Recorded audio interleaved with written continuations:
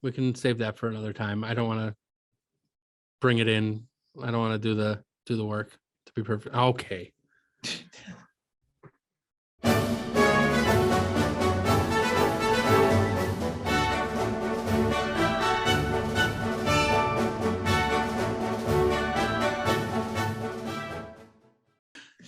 So I Erik, just love to laugh with you.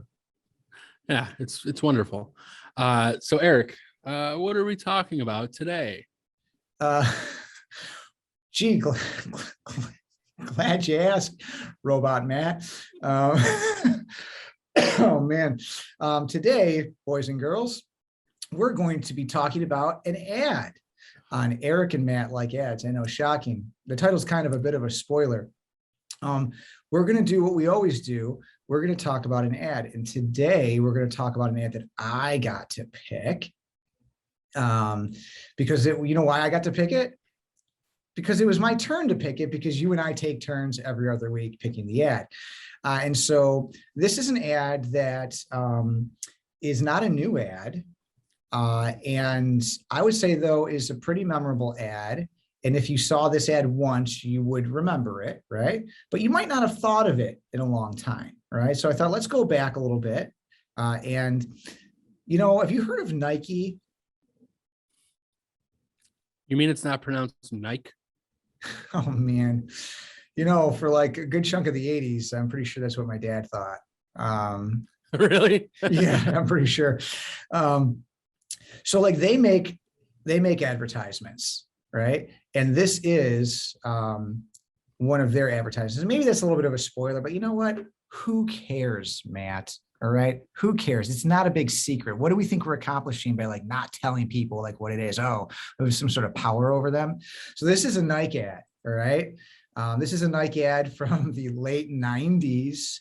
And it features somebody. All right. And then when we watch the ad, they'll see who it is. So I like this ad a lot. I don't know how you feel about this ad, but we'll talk about it afterwards. So, but why don't we first watch it? I've missed more than 9,000 shots in my career.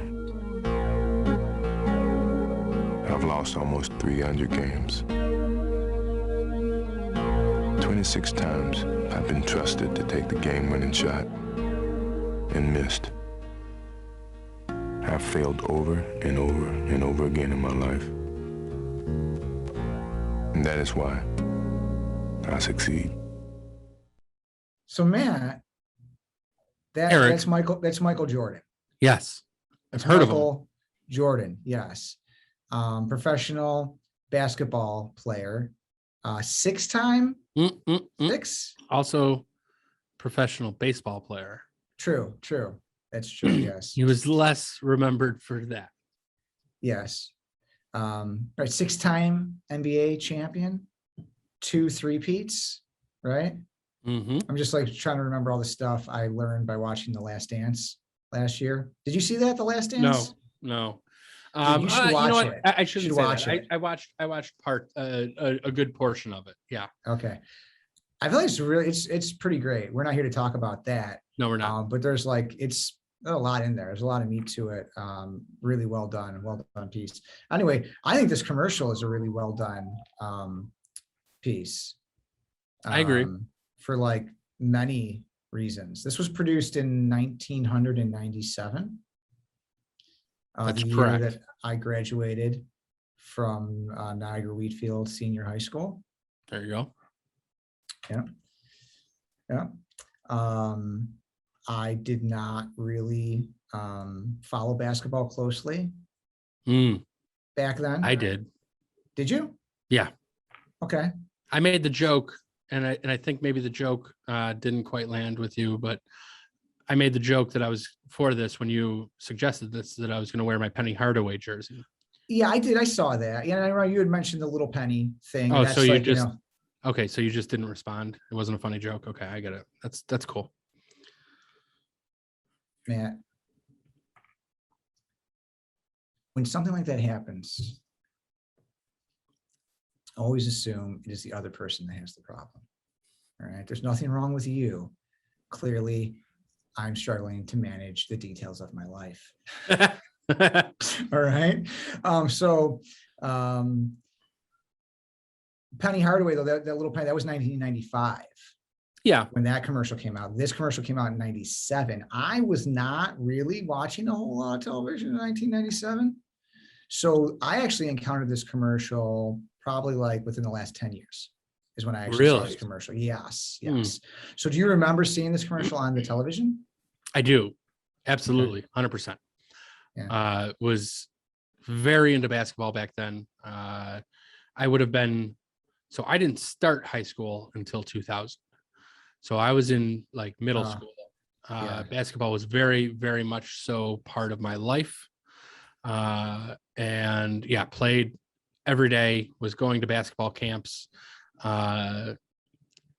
Just loved it. Like I lived. Did you ever have Jordans? And breathed? No, because I had Air Pennies. Oh, well, there you go. Yeah. So I never had Jordans either. I had catapults. Do you remember this? This was Karl Malone. Remember Karl Malone, the mailman? Utah Jazz, right? Yeah. He had his own sneaker. I had his sneaker. And in the heel, this was the deal, right? In the heel, on the sole, was like this like button thing. And the idea was like in the heel was like a little catapult.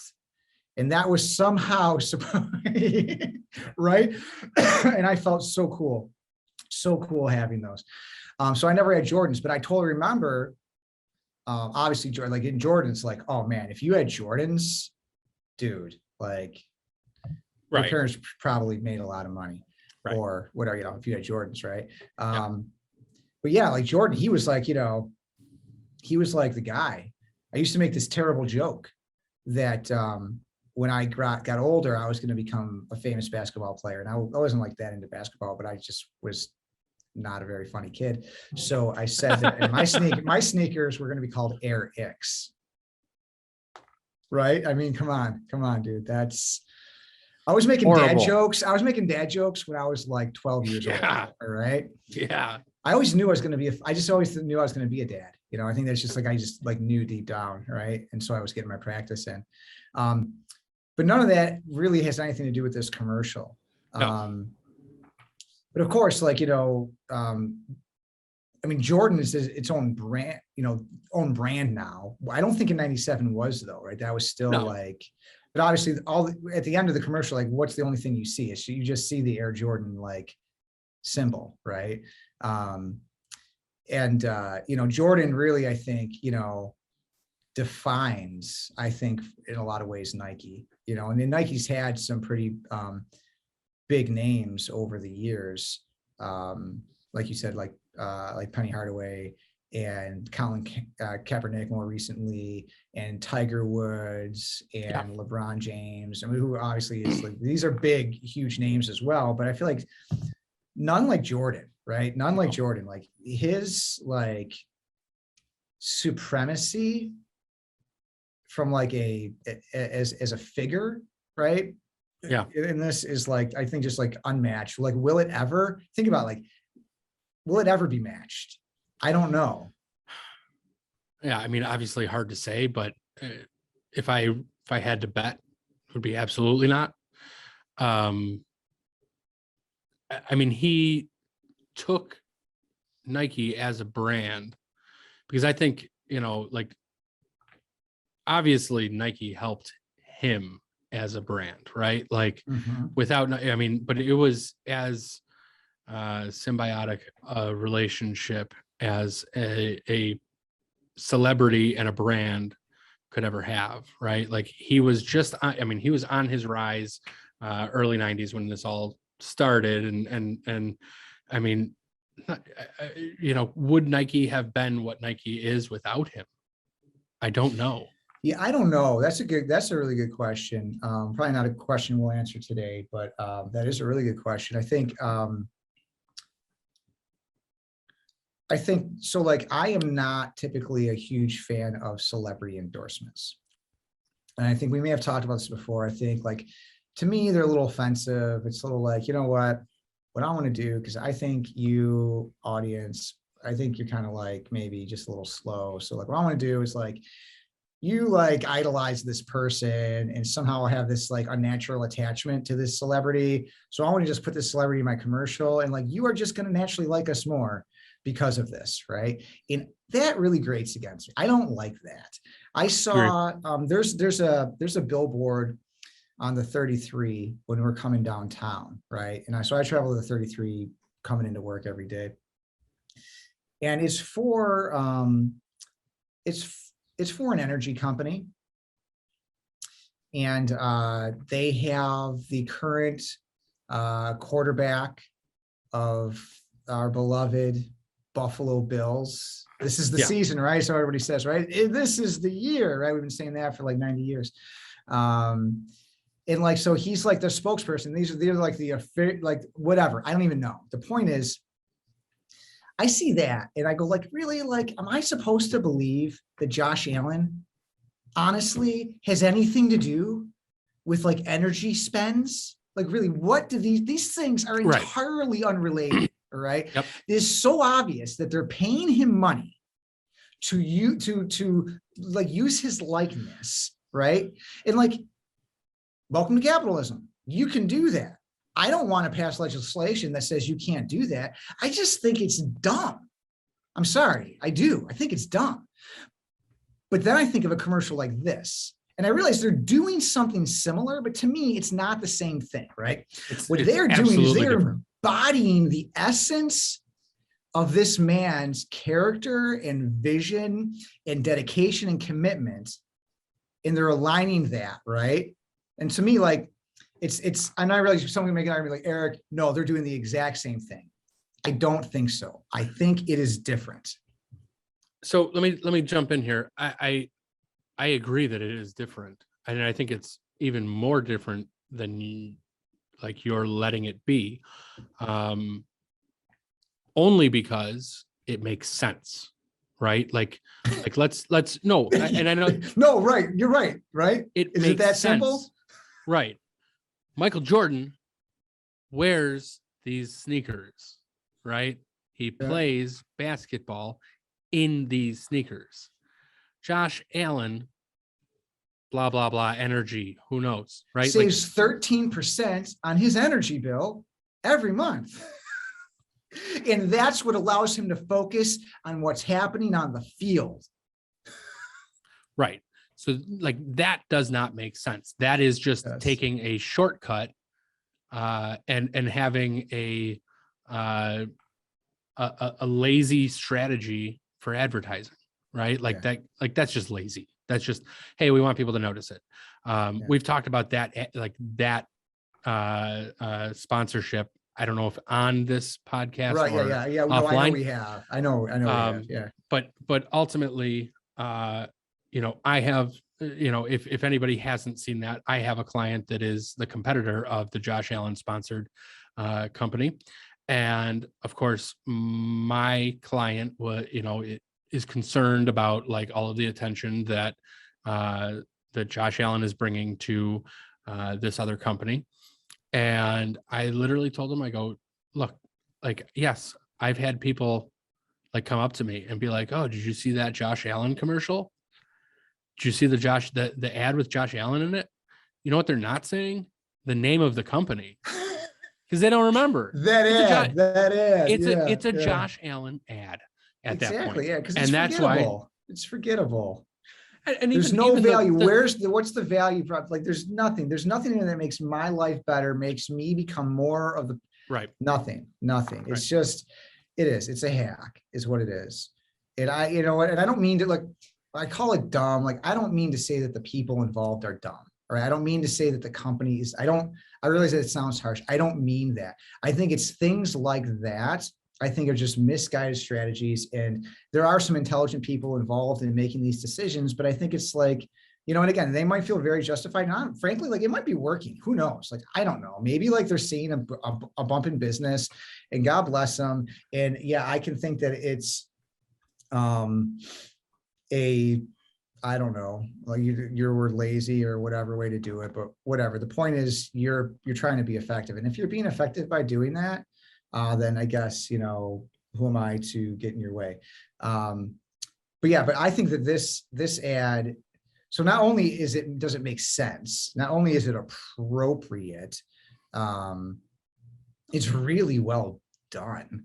All right. So like, one, they're actually like communicating. Let's talk about it. They're communicating an actual valuable message. They're actually putting something out there that people should hear and would be wise to heed that message, right?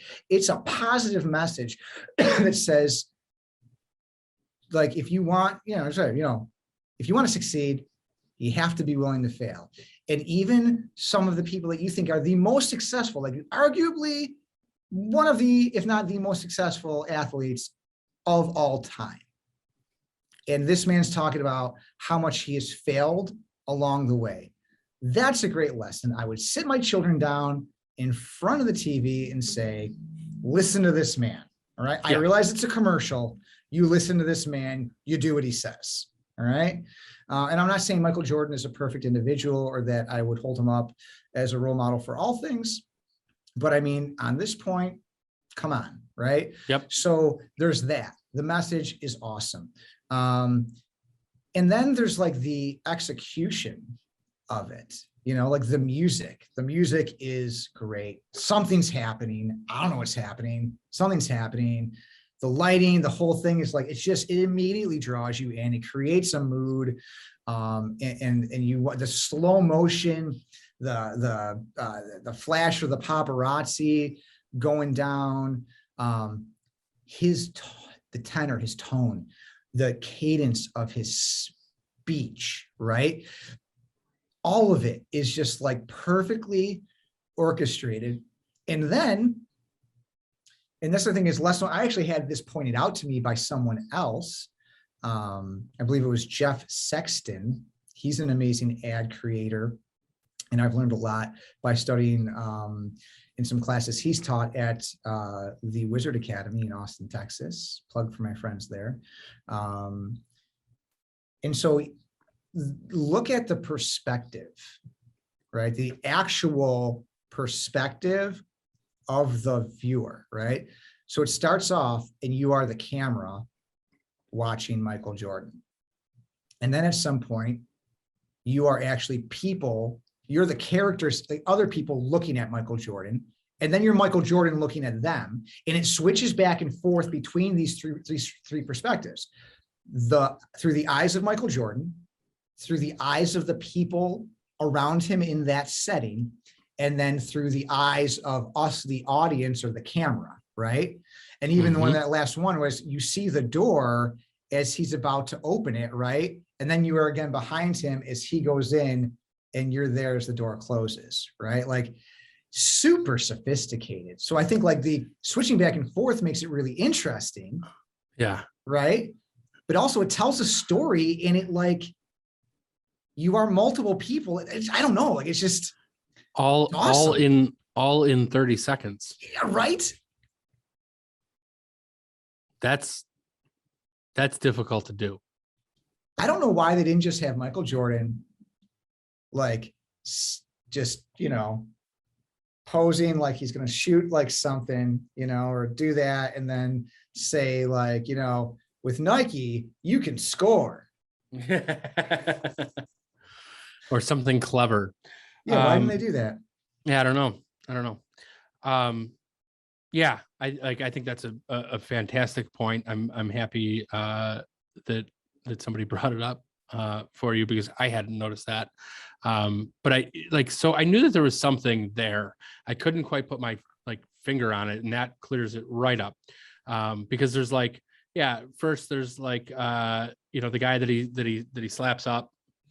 Then there's the janitor, and you're and I'm sitting there watching this, and I'm like, what is the significance? Well, there wasn't a significance of that. It was just to give something going on, right? Like, I also like the fact that it is especially in 1997, when there was no social media and all of these behind the scenes type things out there. Reality TV wasn't really a thing. It was that hallway is a hallway that unless you were privy to it, you had you had never been there before. Good point. Good So point. You this got to was see something. putting you. No, yeah, good point.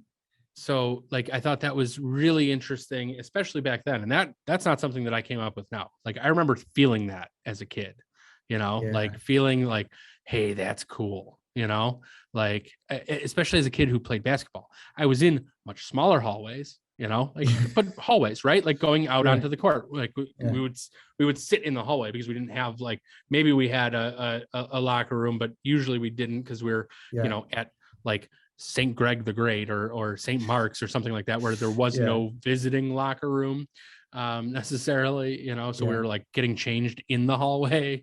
But like we would like pretend to be that back then, like walking through, like, oh yeah, now we're going out onto the court, I think that's just interesting that they like gave you that glimpse of that.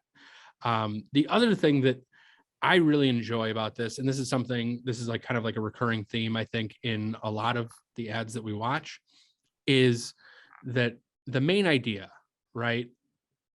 The kernel that starts the, that is the idea, that obviously all of this other stuff that we've just talked about adds layers of complexity, but the actual idea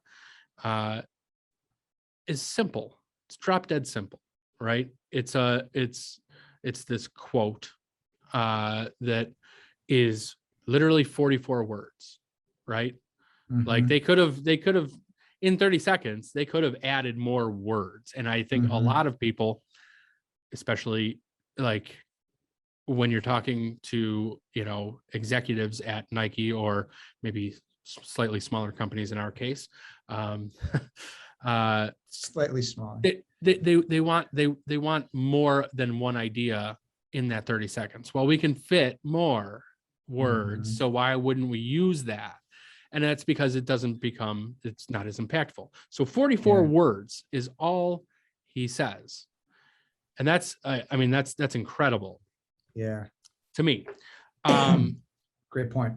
The other thing is, and I don't know if they intended for this, but this is a motivational motivational poster, right? This is used by Forbes an entire decade later or more, right? This is on all kinds of blogs, sports blogs. It is business blogs, leadership development blogs. Yes. It's used everywhere. I even saw it on when I was like looking it up earlier. I don't know if it was like AA, but it was like some sober living thing. Like everybody uses this quote. Yeah. And the greatest thing about this, and this is a testament to like how good advertising can be, is that Michael Jordan didn't say this. Yes, he read it. Yeah. Jamie Barrett wrote this, right? Who's Jamie Barrett? Exactly. He's an ad man.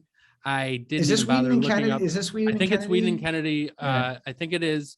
But he also worked somewhere like I had noticed that he's changed agencies right around then. So I was like, oh no, who knows? But I assumed that it was Whedon and Kennedy, right?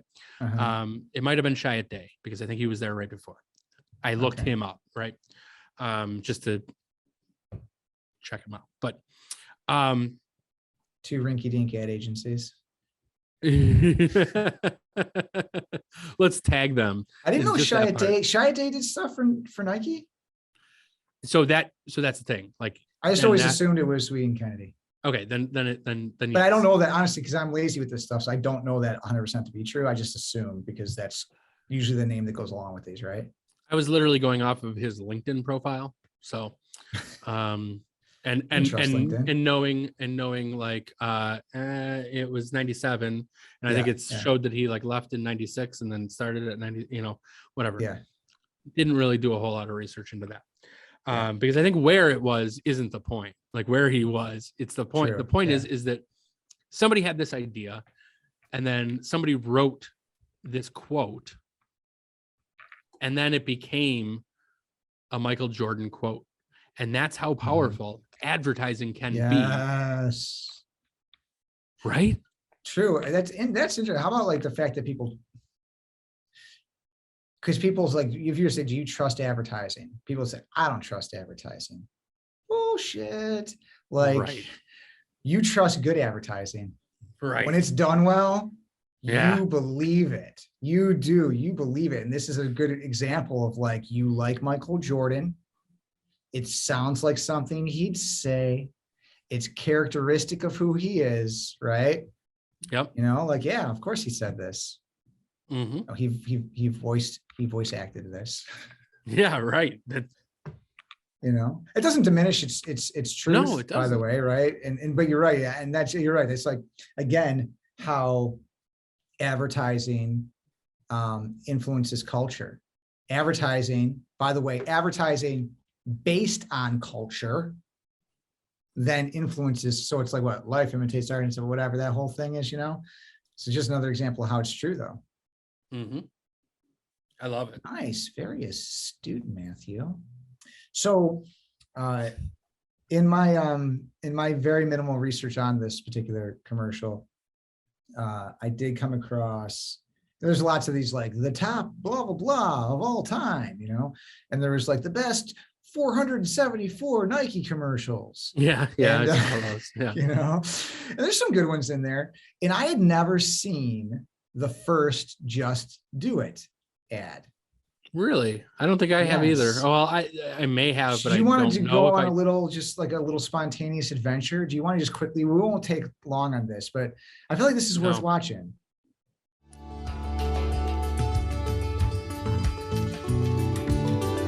I run 17 miles every morning.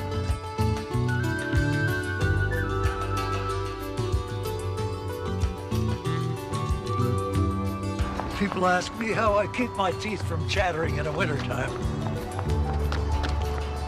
I leave them in my locker.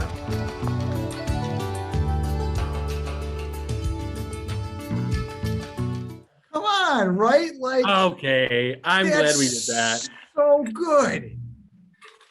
That's very good. Come on, Walt Stack, 80 years old. I run 17 miles a day. People ask me how I keep my teeth from chattering in the winter. I leave them in my locker. That's it. Yeah. Yeah, lovely. Right? You know, like, just absolutely lovely. On. Yeah. I see that. I'm like, gosh, I am still an amateur. I see an ad like that, right? I'm like, holy crap. Well, you're just not nearly funny enough to come up with something like that. Well, there's that. Oh. Just so good, right? Like, and that's the first ad, 1988. First ad that they used the phrase "just do it." Lovely. Like, that was lovely. Yeah. And so, like, think about that. Like, all that "just do it" means right now. Just do it meant nothing back then. They made it mean something, right? And that was the first ad. And it starts with this 80-year-old man running the Golden Gate Bridge, right? But it embodies everything that "just do it" means now, right? Yeah. 17 miles a day.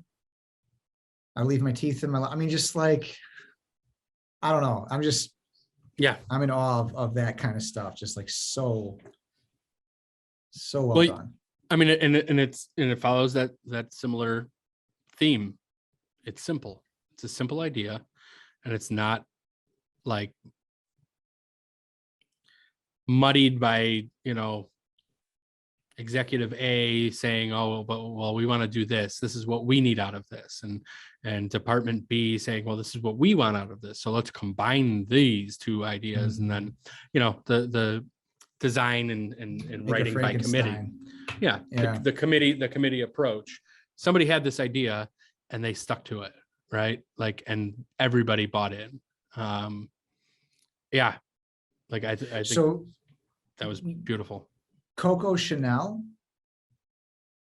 like the fashion, you know, like goddess, familiar. You know, Coco Chanel.